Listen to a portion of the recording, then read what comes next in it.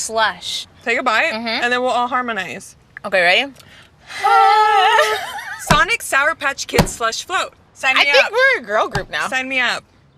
Whether you're enjoying your summer in your own backyard, watching your kids pick up a game of hide and go seek, or perhaps taking a family hike through the many trails and woods that we have here in this scenic city, it's a time certainly that you want to be careful and make sure that you stay hydrated and don't have heat concerns. But also, all you veteran outdoorsmen out there, you know that you want to be on the lookout for ticks. Dr. Chelsea Ryan joins us. She, of course, is with CHI Memorial's Integrative Medicine Associates, and she picked the topic today, and she chose ticks, so there must be a reason. Good morning to you, Dr. Ryan. Good morning. How are you? I am fine, thank you. So I know I mentioned the outdoors and being on a hike in the woods, but the truth is those ticks can be on your back porch even, can't they? Yeah, in your grass out in your backyard, you know, your pets can bring them in on their hair, not necessarily attached. And I've found a few ticks in my bed after my dogs have been sleeping, so that's always fun. Okay, so I think it worries people. Back in my day growing up, a tick was a nuisance, but you didn't fear it quite so much. But with Lyme disease and other concerns now, there are real health issues at play. Sure. So there are some tick-borne illnesses. Lyme disease isn't necessarily endemic here in Tennessee, but we do have other tick-borne illnesses. Some people, I've had a couple patients that have been bitten by the Lone Star tick that then become allergic to mammalian meat. So we definitely have some of those things, and that doesn't mean that a tick from another state can't cross over here on an animal and, you know, you could possibly get another tick-borne illness. Okay, so often, is this true or false? You can have a tick get on you, but they're crafty little suckers and they can hide and you won't know that they're there. Yes. So embarrassing story. I was running, I think I was in college, and I had my dog with me. We were running in Crossville, and I had gone under a tree and she had gone in some high grass. And we found all the ticks on her, took them off, things like that. For about 2 weeks, I was like, man, I have this weird bug bite or zit on my head. And I asked my mom, I'm like, take a look at this. She goes, it has legs. We need to get that out. So you cannot know. They can be in the folds of your, your armpits. They can be in your hair, in the groin. Sometimes people will think that they're skin tags until they come to see me. They're like, this skin tag is getting huge. It's because it's a bug. I had a similar story with one of my children, and she would keep her hair in a ponytail in the summer. And yeah, she kept scratching, and my embarrassing story, the pool would often be the shower when your kids are little.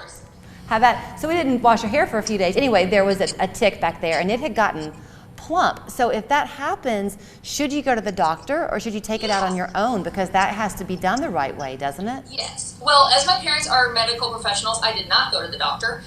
It was taken off with tweezers, which people can do at home. If it has been on for greater than 36 hours, that's when we definitely, suggest that you go talk to a doctor about, prophylaxis, antibiotics, and things like that. Mm-hmm. You really should start, if you are going to do prophylaxis antibiotics, meaning treating something preventatively, then you should really do that within 72 hours of the tick bite. Sometimes we ask patients to, if we're worried about a deer tick or something like that, putting it in a little baggie and bringing it to the doctors when you come. We can send that down to pathology to be identified. Good point. Okay, is there anything you can do to prevent it? I'm sure you're going to tell me to wear long sleeve clothing, or if you're out working in the yard, wear long pants. Is that a good idea? Yeah, and actually me and my husband, we started, there is this, and I can't remember the name, but there's a natural spray that the people will come spray our yard each year. And since we've been living here for the past 2 years, I've seen an enormous decrease in the amount of ticks I'm removing from my dogs. I don't think I've even removed one this year, so that's really helpful. When you come inside from working outside, make sure you put your clothes on tumble dry on high for about 10 minutes. Just no cashmere sweaters, obviously, into the dryer on high. That will be awful, but otherwise put them in the dryer for 10 minutes. If you go in and shower, that's kind of the easiest way to do a body check, because you're washing all over. Mm-hmm. And sometimes the ticks aren't attached yet, so if you have one on your back, you can wash that off. But, doing a full body check after you've been out in the woods and things like that. And honestly, I've had ticks bite me even with long clothing on, so even if you're sitting in the grass somewhere, it's always good to check.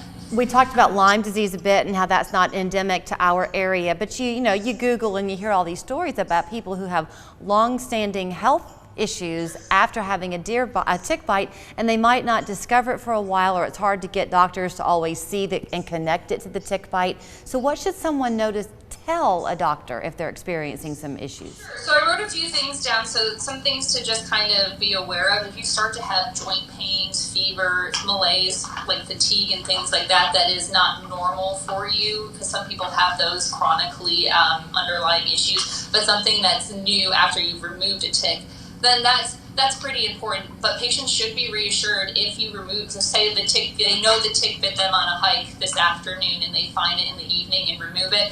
They should, you know, it's not impossible, because nothing is impossible in medicine, but, you know, be reassured that that likely not to transmit disease. You'll more likely have a localized reaction where you can use like a little bit of a steroid cream or something like that. Sometimes it becomes infected, like a cellulitis, if you scratch at it, and that can be treated with antibiotics. All right, Dr. Chelsea Ryan, it's always a fun conversation with you.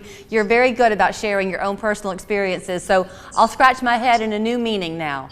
All right, it's nice to see you. Thanks for your time. You can find her, and by the way, she is accepting new patients if you're interested. She does see the whole family at her practice on Taft Highway, Signal Mountain. It is CHI Memorial Integrative Medicine Associates, and the phone number to call is 886-2004. We're back after this. Hi, I'm Richard. As a professional soccer player, I know my recovery is as important as my training. That's why I visit North Spring as often as possible.